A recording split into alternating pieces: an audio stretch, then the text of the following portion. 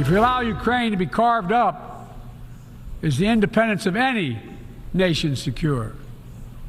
I'd respectfully suggest the answer is no. That's why the United States will continue to stand with the brave people of Ukraine. It's not only an investment in Ukraine's future, but in the future of every country that seeks a world governed by basic rules that apply equally to all nations.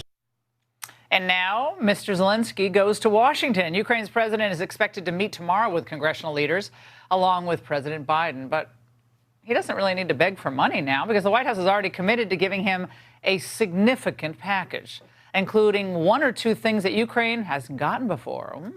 Senator Josh Hawley is going to be at the all-senator meeting with Zelensky, and now he joins me. Senator, are you going to just hand over the, Uncle Sam's wallet completely, or is he going to get cash in person from the president? Like, what's going on? Yeah, it wouldn't surprise me if senators stood and just handed him bales of cash, Laura, as he came in. Listen, not over my vote, though. I mean, not with my support. We shouldn't be spending a dime more on Ukraine. We need an accounting of every dime that has been spent so far.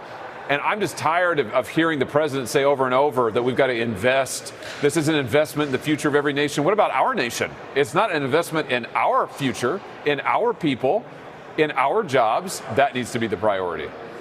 Well, your colleague, Lindsey Graham, wants everyone to know what's really at stake with this spending on Ukraine. Watch. You'll be in another war because Putin won't stop. He'll go to Moldova and other places. China will see this as a signal of weakness. So for all these people who say we need to get out of Ukraine to be tough on China, you're making a fatal mistake. Senator, how is America going further into debt, making us stronger against China? Yeah, I have to say, I just completely disagree with Lindsey Graham there. If you want to deter China, then get tough with China. Slap tariffs on China. Bring back our jobs from China. Stop them from treating our laborers like slave labor and driving down our wages and stealing our technology. That's how you get tough on China, not by spending money in Ukraine. So I just don't get it. If you want to spend money in Ukraine, tell me why Ukraine is important. Don't tell me it's about China. That's in a completely different hemisphere, for heaven's sakes. I mean, come on now. Let's focus on the real issue here, which is that we need to invest in this nation and we need to deter China. And we're not doing that by investing or spending money in Ukraine.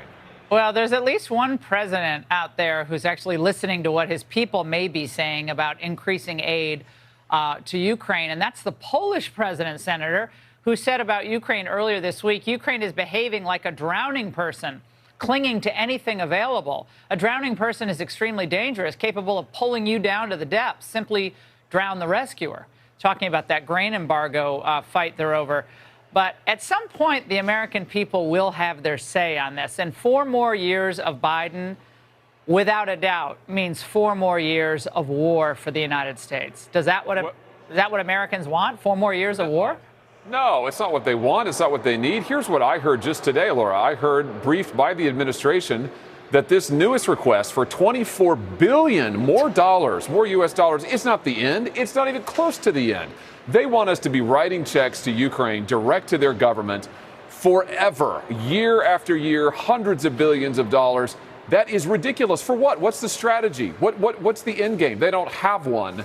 It is nothing but nation building. It is nothing but in failing to invest in the United States. Laura, we have to stop this. It's crazy. Senator, thank you so much. Good to see you tonight. We look forward to that meeting tomorrow.